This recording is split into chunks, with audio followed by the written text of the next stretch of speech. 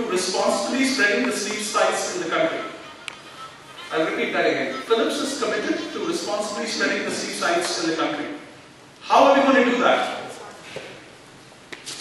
We have a four-pronged strategy, the PACE model as we call it, where P stands for products and services, A stands for awareness, C stands for compliance, and E stands for education. So products and services, we actually provide a complete solution for diagnosis and therapy of sleep disorders. We have the most clinically advanced sleep labs. We also have the most clinically advanced therapy devices. Some of you would have heard of our A-Flex technology, C-Flex technology, which really takes care of the patient comfort.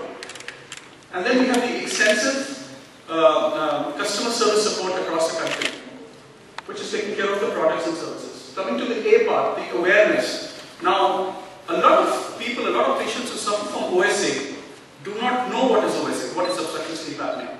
So we do a lot of patient camps to actually create that awareness.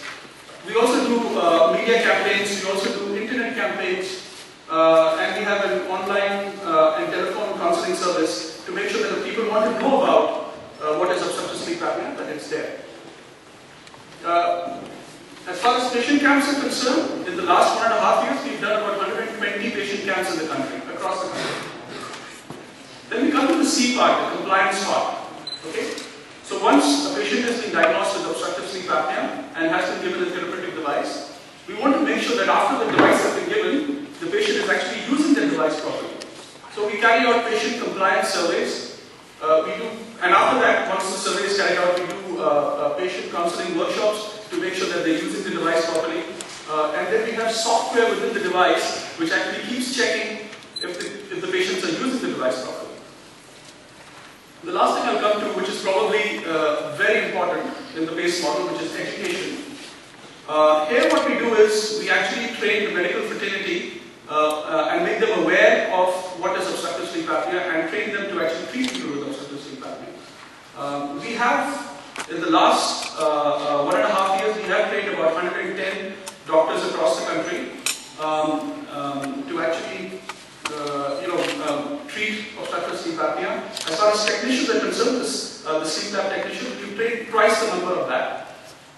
We continue to bring in news articles and best practices from abroad and continue to host symposiums so that the knowledge of sleep apnea and its treatment is very well percolated down to the country.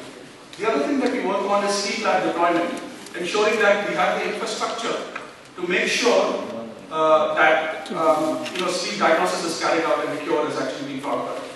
We have till date deployed 170 sleep labs in the country. 17 of these are in Tamil Nadu. So I'd like to re-emphasize again that Philips is committed to responsibly spreading the sleep science of India. Thank you very much. I'd now like to call Dr. Ramakrishnan to actually take this. It's a pleasure to be here. First, I would like to thank Philips and all the media for being here to help us spread awareness on this very, very important problem. There are a lot of sleep problems.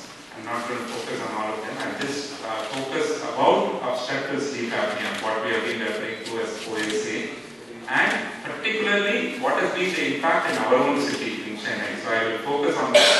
After my other questions, I try to talk in English and Tamil together. After my in the last few years, in the last about 7-8 years, we've been seeing more and more people presenting with sleep problems. But it is still a very small number, as was just pointed out. நிறைய பேருக்கு sleep problem இருந்தாலும் ரொம்ப கொஞ்சம் பேர் தான் அதுக்கு ஆக்சுவலாக ஒரு டாக்டர் கிட்ட வராங்க. அதுக்கு காரணம் வந்து ஸ்லீப் ஸ்பெஷலிஸ்ட்னு இருக்காங்கன்றதே பல பேருக்கு தெரியாது. Most people know about cardiologists, nephrologists, neurologists, but they don't know that தூக்கத்துக்காக ஒரு டாக்டர் இருக்காங்க. தூக்கம்ன்ற ப்ராப்ளம் வந்து ஒரு ட்ரீட் பண்ண வேண்டிய ஒரு அவசியமான ஒரு விஷயமே பல பேருக்கு தெரியாது. So that is the first thing I want to bring to the limelight. And in fact, we have just done a study which we are going to present in Atlanta in October in the American College of Chest Physicians meeting. So இதில் என்ன கண்டுபிடிச்சோம்னா, நாங்கள் ஒரு 1000 patients we have seen consecutively in Mitra Institute of Sleep Sciences, and we found that 64% of them, 64% பேர் வந்து தானாகவே நேரா வந்திருக்காங்க. most of the patients have come by themselves. They are self-referred and have not come by referral of a doctor, which is kind of surprising and disappointing as well, because thanks to the media, thanks to the internet, I think more and more people are reading about this, coming by themselves, which is good. Even though I think there is more awareness required amongst our doctors, our medical fraternity as well. And why this is even more important is the fact that we found that most of the patients who have come to us with sleep apnea have actually seen at least 3 doctors before coming here for the same symptom. Tired, most of them end up going to a neurologist, a migraine, psychiatrist department. They see other consultants before coming to a sleep specialist for diagnosis of obstructive sleep apnea, which itself is a problem. So it is important to realize that treatment is available, and the treatment options can be started soon so that they feel better. They feel their life has changed. Just to briefly tell you, the sleep apnea problem is the main symptom is snoring. But they feel very tired, irritable,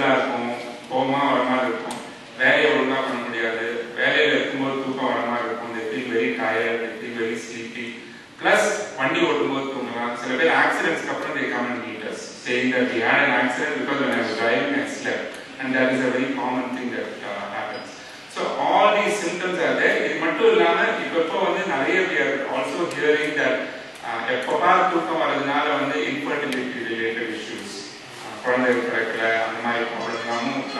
come and approach us. So if you think about it, sleep apnea is one of the most evolving or most like talked about lifestyle problem. Lifestyle problem stress, BP, sugar problem, in the lifestyle for a sleep problem, they are not really thinking about it. So it's important to realize that sleep apnea, all sleep problems are important lifestyle problems that we need to be aware of. So I told you,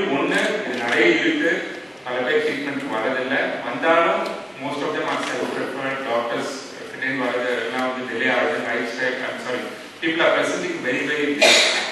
So treatment is available and they can be treated, and please understand that needy lifestyle problems are all linked to this. For example, BP, they may go for treatment, but they find that they have what is called resistant blood pressure. So if they have resistant blood pressure, one of the commonest reasons is obstructive sleep apnea. So if you treat this sleep apnea, your blood pressure control better, that is one thing. Same thing with diabetes. In fact, diabetes, they might say that a lot of the diabetologists keep adjusting their medicines for better sugar control.